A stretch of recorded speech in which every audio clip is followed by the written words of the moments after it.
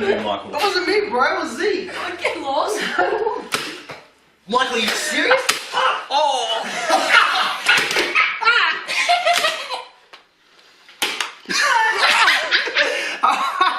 Alright guys, stop. Someone's gonna get hurt.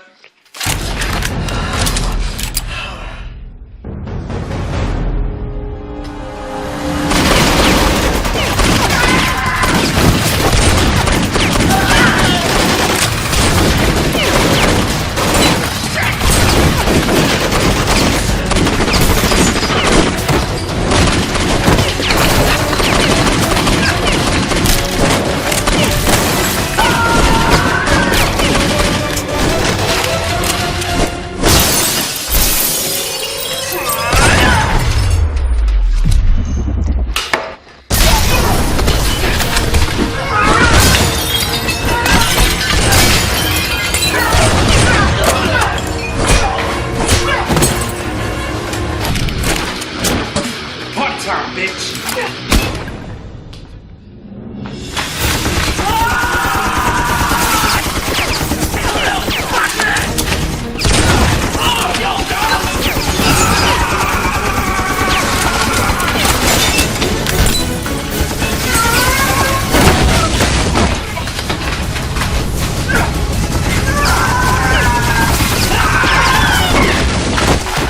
You okay, buddy? Yeah. Alright, go, go, go!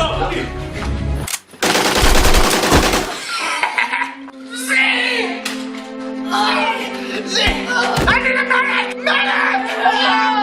Oh, you see the light? I see the light! You're done! Oh my goodness! Remy?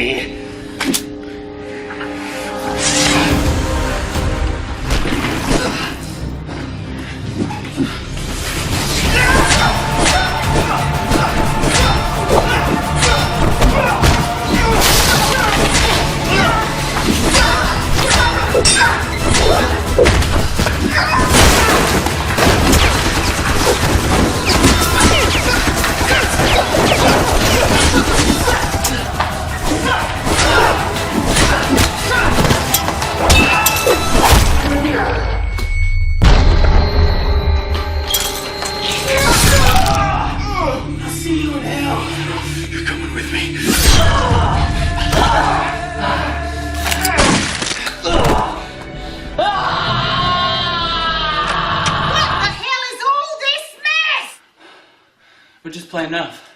Play Nerf.